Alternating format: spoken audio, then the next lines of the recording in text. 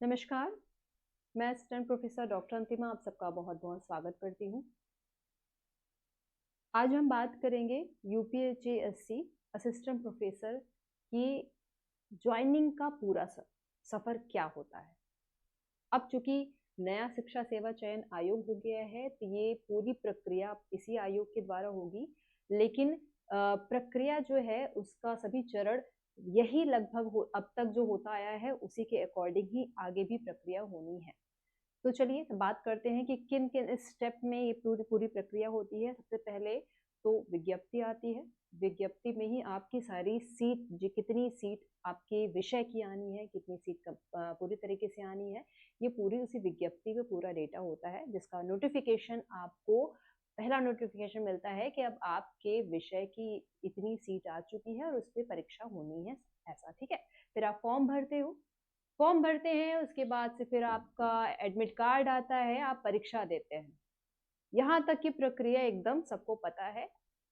अब इसके बाद जब आप परीक्षा देते हो, रिटन की परीक्षा, ठीक है? जब आप रिटन परीक्षा देते हैं, उसके बाद आता है उसका परिणाम।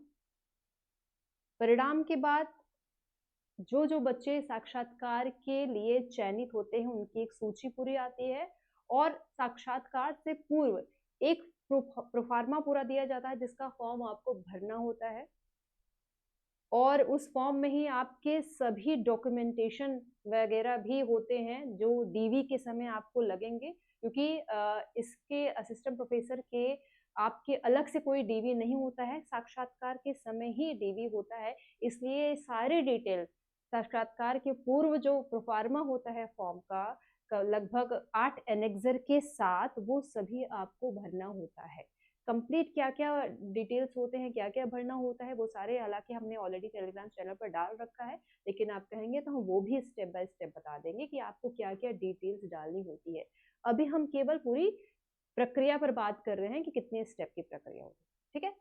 और जब ये पूरा प्रोफार्मा आप भर लेते हैं, उसके बाद आप साक्षात्कार आपके एक-एक दिन होता है, जिस पूरा निकाला जाएगा शेड्यूल कि आपको किस दिन जाना है, किस समय जाना है, वहाँ पर आप अपने डॉक्यूमेंट्स के साथ ओरिजिनल डॉक्यूमेंट साथ में 3 प्रति फोटोकॉपी लेकर के आप पहुँचते हो। आयोग में ही आपका साक्षात्कार होगा और साक्षात्कार के अगर कोई बहुत ज़्यादा विपत्ति वगैरह नहीं है, तो लगभग 15 दिन में आपका परिणाम आ जाता है, ठीक है? ये पार्ट 1 है और यहाँ तक आपका आयोग जो कमीशन होता है ना, जो यूपीएचएससी है, यह नया शिक्षा सेवा चयन आयोग जो है, यहाँ तक इसका रोल है।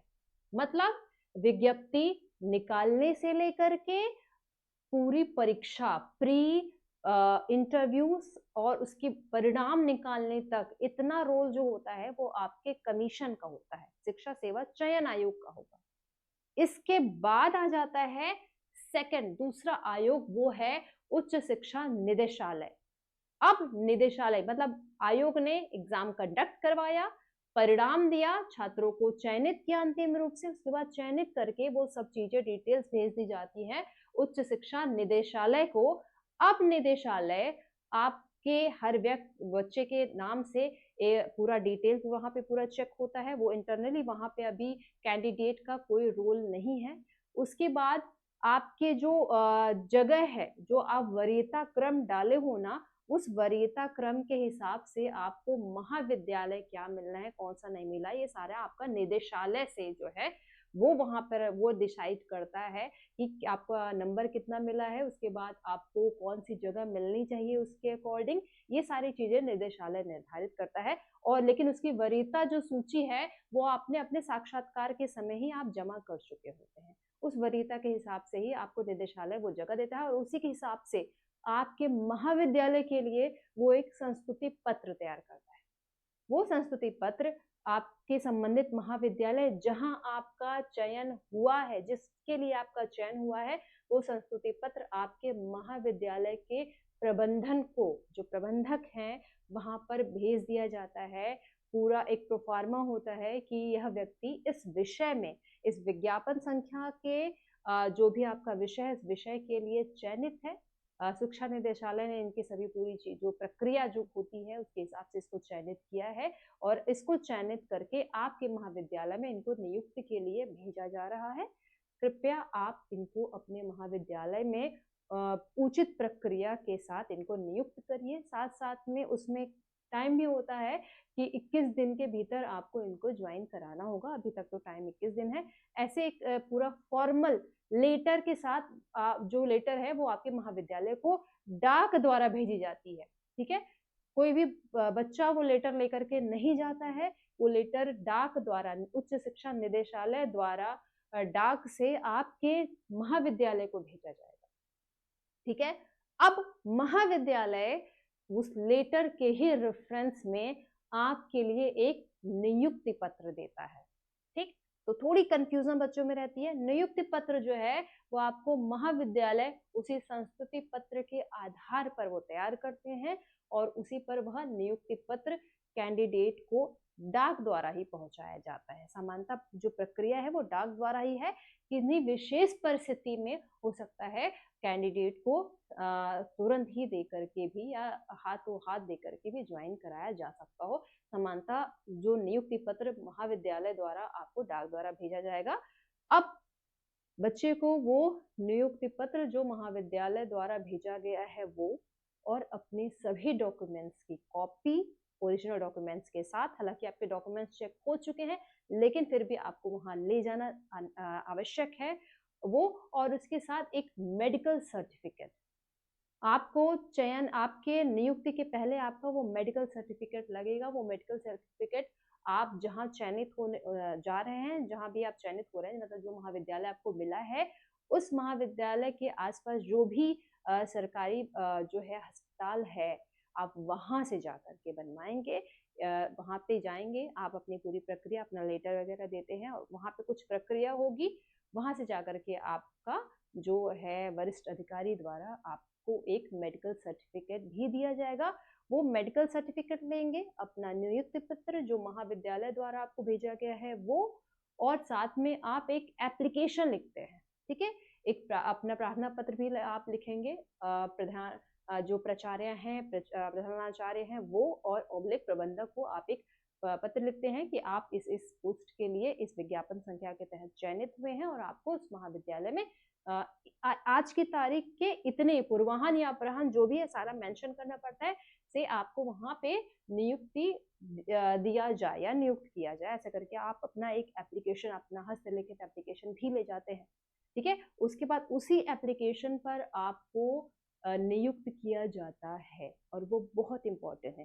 साथ में मैं ये चीज जरूर कहूंगी कि जो भी डॉक्यूमेंट्स आप दें उन सभी की एक प्रति, जो एप्लीकेशन जो वहां दे रहे हैं, जिस एप्लीकेशन पर आपको नियुक्त किया जाता है उसी एप्लीकेशन पे वहां का जो इंस्टीट्यूट के जो प्राचार्य हैं उसी एप्लीकेशन पर वह फॉरवर्ड करती हैं प्रबंधक को और उसके बाद आपको उसी एप्लीकेशन पर चयनित किया जाता है। उसकी कॉपी आपको जरूर रख लेनी चाहिए क्योंकि उसका काम हमेशा पड़ता है। ठीक है, तो ये 4-5 जो डॉक्यूमेंट है जिसमें आपका नियुक्ति पत्र है, आपका ये भी होना चाहिए अगर आपके पास आपका जो विज्ञापन है पूरा जिसमें आपकी सीट निकली है या आपका एडमिट कार्ड है आप वो भी रख लें, और साथ में आपका मेडिकल सर्टिफिकेट और प्रार्थना पत्र, ये सभी लेकर के आप वहां जाएंगे और उससे उसी से आपका नियुक्ति प्राचार्य द्वारा प्रबंधक के आदेशानुसार वहां पे किया जाएगा और जिस दिन से आप जाते हैं उस दिन से आप वहां के एम्प्लॉय हो जाते हैं। ठीक है, ये पूरी सामान्य प्रक्रिया है आपकी परीक्षा से लेके ज्वाइनिंग तक की। उसके बाद कई थोड़ी बहुत और फॉर्मेलिटीज होती है जो कि करनी होती है समय समय पर, जैसे अगर आपको एनपीएस जनरेट करवाना होता है या फिर अन्य कुछ डॉक्यूमेंटेशन वगैरह है वो भी करने होते हैं।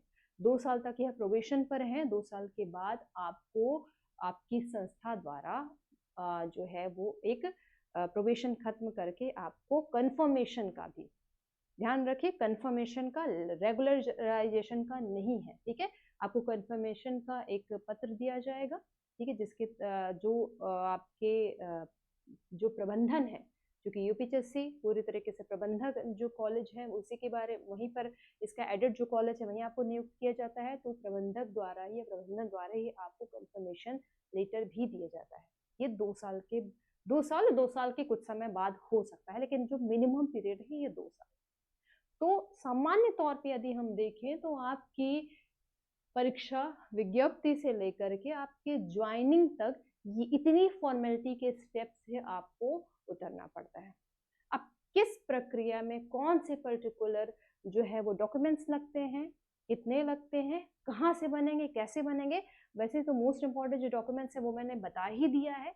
यदि आप और भी किसी डॉक्यूमेंट्स के बारे में जानना चाहते हैं कि ये कहाँ से मिलेगा, कैसे मिलेगा, कितने दिन का पहले का चाहिए होता है, कितने साल पहले का चाहिए होता है, किस समय का चाहिए होता है, किस प्रक्रिया में कितना टाइम कम से कम या अधिक से अधिक लग सकता है, क्योंकि मुझे पता है बच्चों के मन में बहुत सारे क्वेश्चन ऐसे होते हैं। तो यदि आप वो भी जानना चाहते हैं तो आप कमेंट सेक्शन में ज़रूर लिखें। हम नेक्स्ट वीडियो में भी आपका रिप्लाई कर सकते हैं, सकता है कमेंट सेक्शन में ही हम आपका रिप्लाई ज़रूर करें, ठीक है। तो जोर शोर से तैयारी में लगे रहिए। ये सारी बातें, ये रोज रोज मैं आपको इस तरह की बातें इसलिए बता रही हूँ क्योंकि आप कहीं भी इधर उधर किसी भी छलावे, किसी भी भुलावे में ना भटके, और जो यूपीएचएससी का एग्जाम हो रहा है उसमें अपनी पूरी एनर्जी के साथ लगे रहें, ठीक है। तो आप सभी तैयारी करते रहिए। सभी को ढेर सारी शुभकामनाएं। शुक्रिया।